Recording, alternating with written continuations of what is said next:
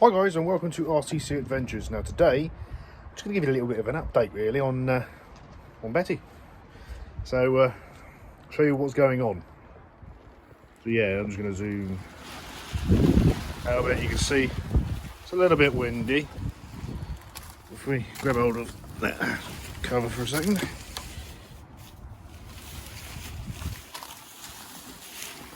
Show her a wee little face. Try and not get everything caught up. There we go, it's getting caught up. Just trying to do it so I didn't have to take the cover all the way off. Anyway, right, so if you look in here, that's got the area of fall. Right, let's take that off. It's not easy doing it one-handed. Right, okay, so down here, swing arm here, and this is where your hub and your wheel go onto. And if you look here, you've got these weld lines. The whole purpose of that is to try and close the hole up. Now, Dad found this out by just searching on the old interweb to find out how to get the kingpins, which are literally pins which go in there through the hub, and they have holes, not all in the same place, and they have to go in the right way, but there's holes that grease can go in, because one issue that we thought we had was that there wasn't any grease, which caused the play. Could still be that, but you do these weld lines and it sort of shrinks up the hole a little bit, and that is the only support that you would have. It only goes through there. There's no upper wishbone, there's nothing on top at all. You do, well, there's a guy out there called Pete Sparrow, you probably have heard of him. He's quite famous in the old TCV world, and he's come up with a design that is an arm which then goes to the top of the hub. Sorry, camera angle's crap. So it would be like that, so you've got support at the top as well, and it's the same for this, both sides. So what I'm going to try and do now is I'm going to put it all back together, and then I'm going to go show you the hubs which are down in the shed. You know how Socks the cat seems to always get in my videos? Let's see him again, shall we? Because he is asleep. Yep, he is a weird cat. He has decided to fall asleep on top of damp boxes, a wet cover, and he is down the bottom of the garden. So he is under shelter, but at the same time, oh dear, he is an old boy, but we love him. Let's go in the shed.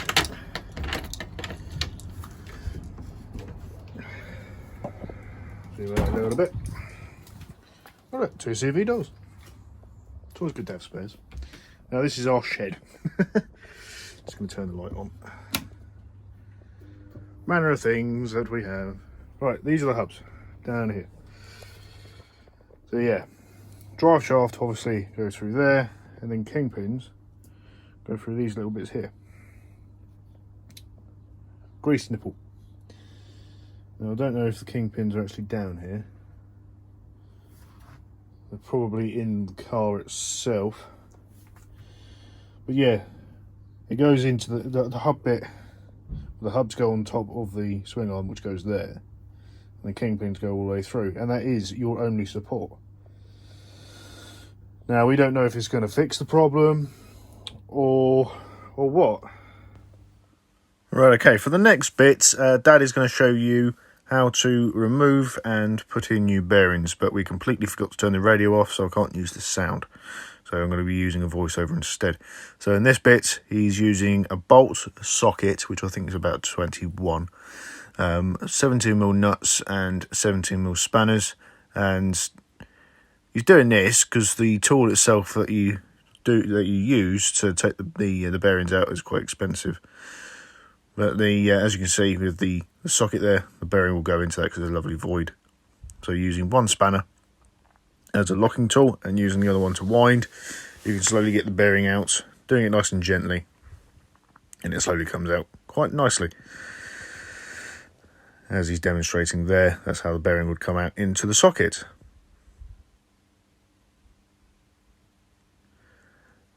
That's the same with the bottom bit as well.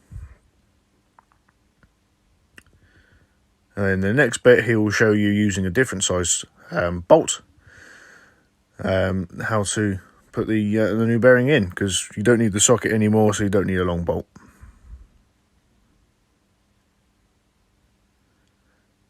And using the smaller bolt, and that's an old bearing, but putting the bearing on with a flat washer as well, and then he will show you how to set it up. 2 different size bolts, quite a considerable different size as well. So yep, using the bolt, using the flat washer, putting the bearing on after the flat washer, and then that square sort of spacery kind of thing.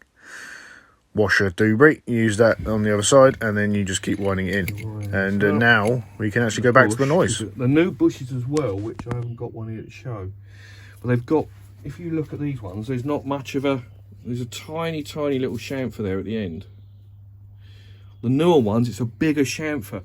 And I've found it makes it much easier to line the bush up to get it in, because you need to get the bush in square.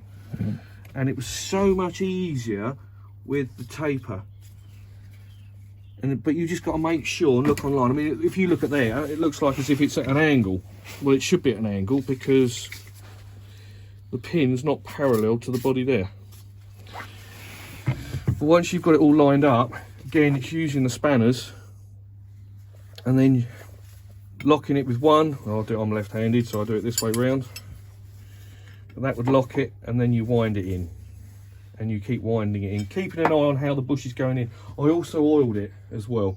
Just put a bit of oil on it to help lubricate it going in. Any particular oil? No, just standard oil.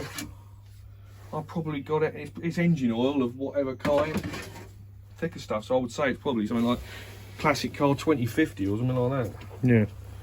Yeah. But that's what I used, and then it's just a matter of pulling it in. I'm not going to do it as I say, there's a bush in there. Yeah. Just wind it in.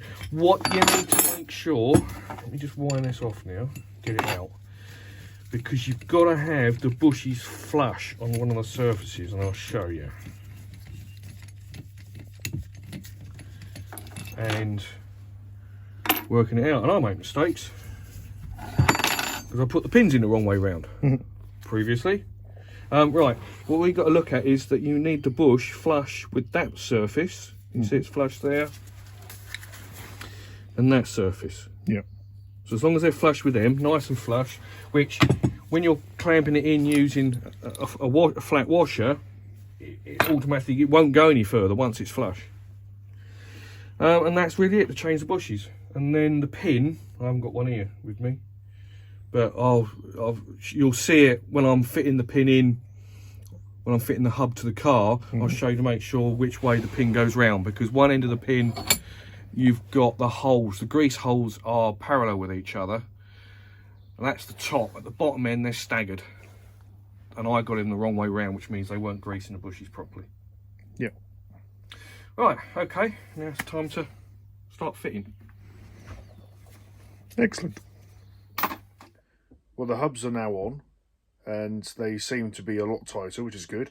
It was literally rebuilding them how Dad thought they needed to be rebuilt, and they seem to have done the job. Time will tell, obviously, but if it's enough to get it to the MOT, it's really good.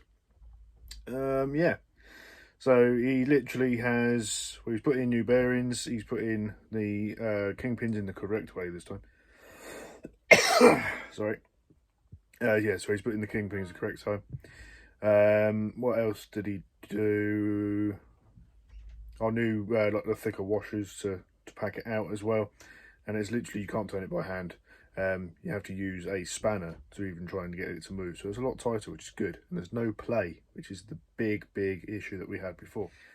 And also now, to add to that, as you can see, I'm wearing a different t-shirt because it's another day, because more update and progress has happened. Now, I'm glad to say that Betty's now passed her MOT. Brilliant news! There is another problem. Well, it's not necessarily a problem, it's another advisory.